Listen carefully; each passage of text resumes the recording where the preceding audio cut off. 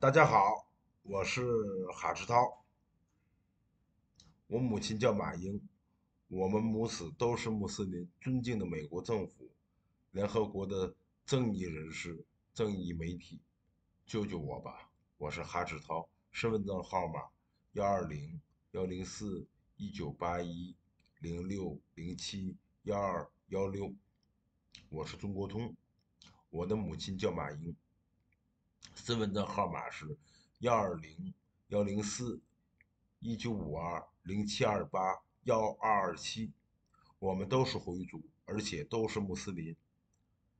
2004年4月，天津市河西区平泉道市场拆迁，我家位于市场中心，有一座80余平米的门面房，被政府勒令无条件、无补偿拆迁。当时我母亲和父亲哈坚拿出历年上缴国库的占地费、管理费、票据和马场街办事处处理无果，继而我母亲和父亲到区市有关信访部门上访，都没有结果，并告知穆斯林大气候不对。2004年9月21日凌晨5点，我父亲哈杰也非正常死亡。为此，我和母亲到区市中央有关部门上访，不是遭到打击报复，就是无缘无故遭到刑事处罚。无奈，我和母亲于2008年5月底南渡马来西亚，想通过大使馆把我们的冤屈报告给中央政府，可是我们错了。我们连续去了4次中国驻马来西亚大使馆，都没有结果。我们当时语言不通，经济拮据，在没有任何办法的情况下，我母亲于2008年6月12日上午10点多，在美国驻马来西亚大使馆门前割腕，表示向美国政府求救。美国大使馆工作人员帮助我母亲包扎伤口，还把我母亲送进马来西亚最好的医院救治。6月17日，天津市政府外事办主任田桂明到医院看望我母亲，很是殷勤，说代表政府向我们道歉，还送去水果和鲜花。6月18日，田桂明和以天津市河西区常务副区长杨书奎为首的代表团20余人和我谈判解决问题的方法。我们长谈了8个小时，期间吃了2顿大餐，可以说天上飞的、水里游的、山上长的、地上跑的，他们都吃到。我不动筷子，他们都不动筷子，很是孝顺。达成协议如下：田桂明代表天津市政府向我们道歉，河西区政府对我们进行经济赔偿，赔偿金额总计是690万人民币。政府给我们恢复名誉，追查我父亲的死因，一切进入司法程序。谈判于6月18日上午11点至6月18日傍晚19点结束。谈判结束，他们用一辆面包车送我回马来西亚国大医院。我刚到医院10分钟，一群马来西亚华人警察受马来西亚吉隆坡警署署长邱振华指使，闯进医院的精神科，向我母亲和我索要护照。因为便于照顾和保护，所以我母亲暂住精神科治疗。母亲不给他们，就强行搜身，抢母亲的皮包，皮包里面有我们的身份证、户口簿、护照、港通证等。之后把我和母亲带到了马来西亚民政部。我问：你们为什么这样做？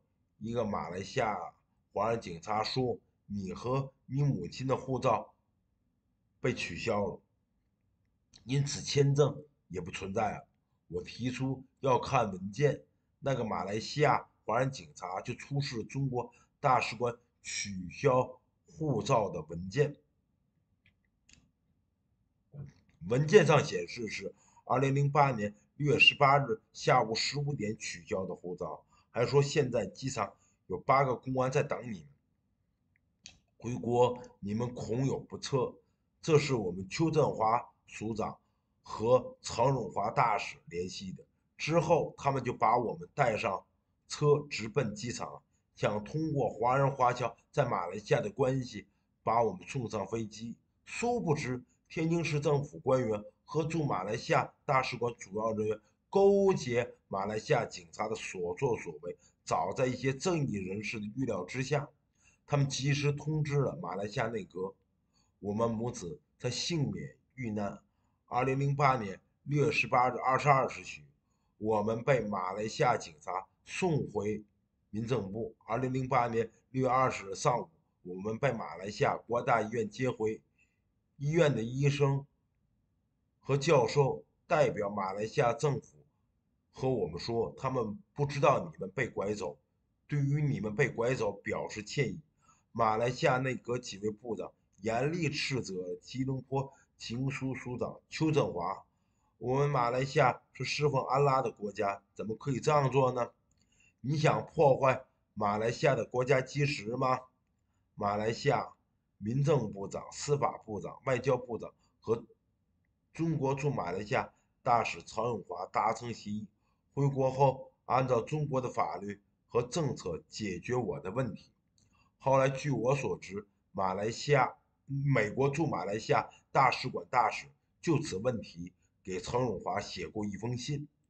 2008年6月23日7点，马来西亚政府和我还有中国驻马来西亚大使馆达成协议回国，按照中国的法律法规解决问题，绝不伤害我们一根汗毛，保证我们的人身安全。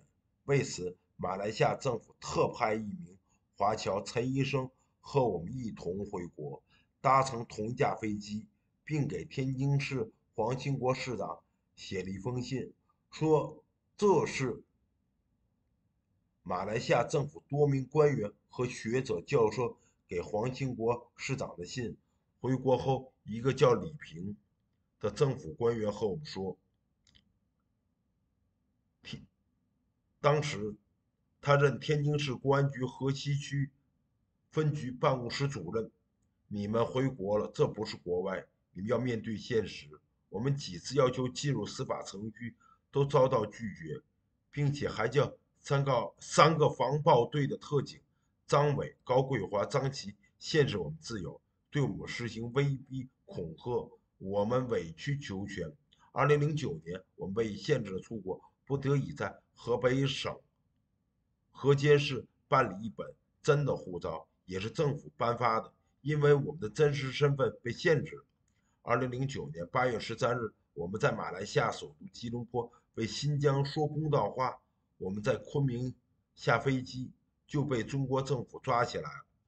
2010年，我母亲去上海世博会观看展览，天津市志愿者和天津市公安追我母亲要抓捕她，我母亲不得已躲到了法国馆，最后还被天津公安抓到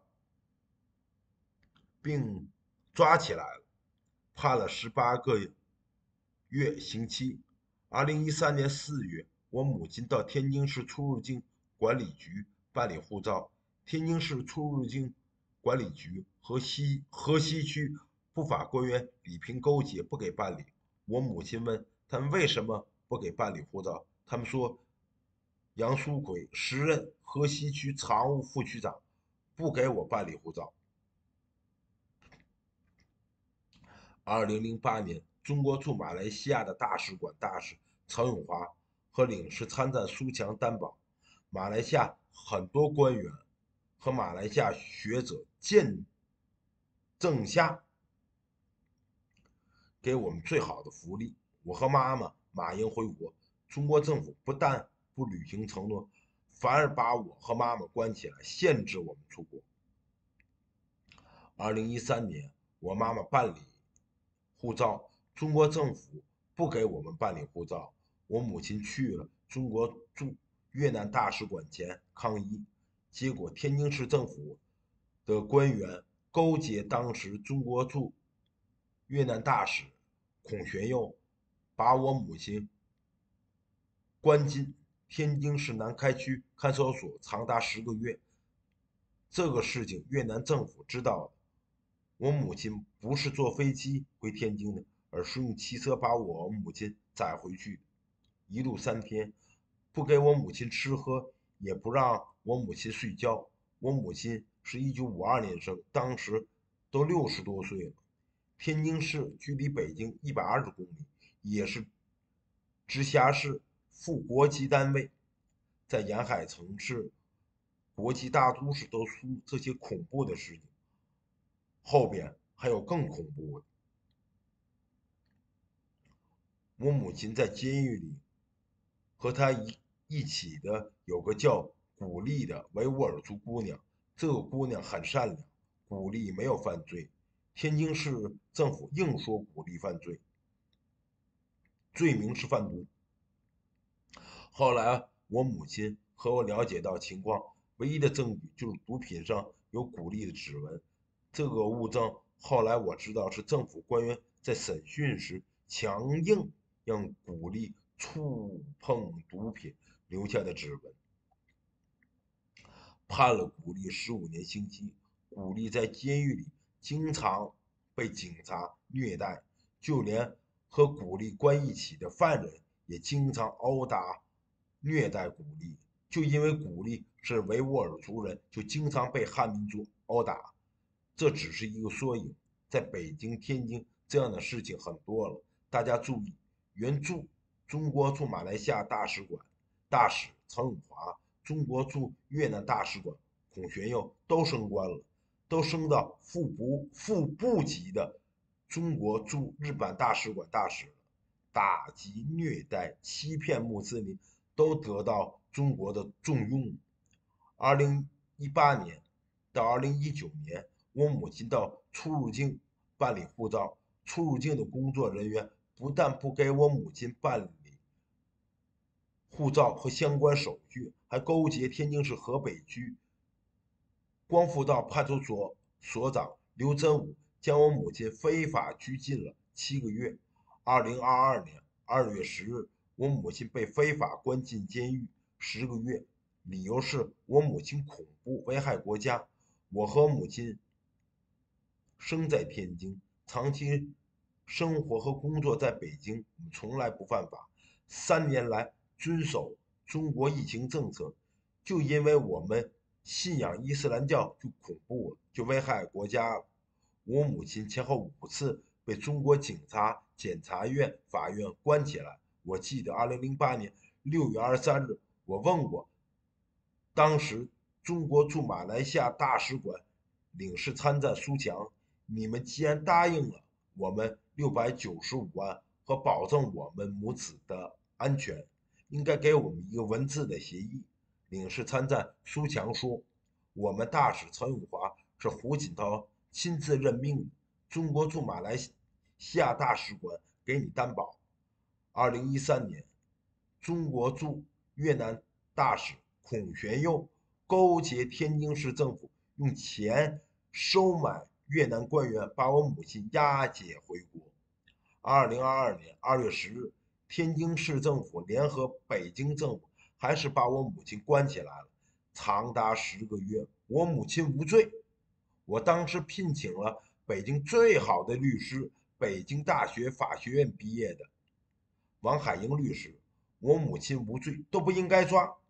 当时我母亲已经70岁高龄了，我的律师多次要求取保候审，天津政府都不允许。2023年，我母亲还是被他们害死了。有必要可以检查母亲的身体有没有伤。我母亲当时都是高龄老人了，政府还多次折磨老人。我想问，当年在马来西亚说的算不算？口头协议就可以推翻吗？国际社会很多口头协议难道都不算吗？我父亲的死因是什么？我父亲的死亡证明写的是不详，请问中国人死了，死亡证明都写不详吗？我也不给办理护照。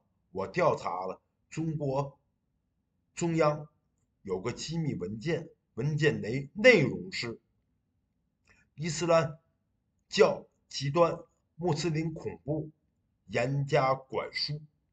九二共识也没有文字的协议，算吗？习近平和胡锦涛说的多了，都算吗？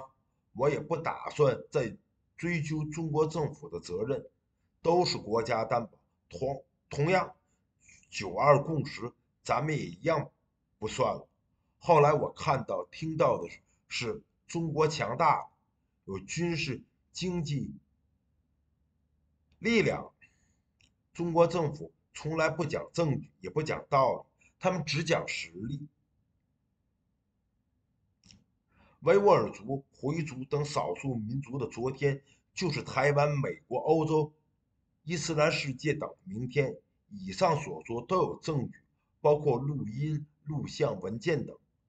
中国政府已经打听我的地址了，我现在很危险了。如果我死亡了，就是中国政府干的。我的穆斯林兄弟也危险了，他叫加尼·穆罕默德·奥斯曼。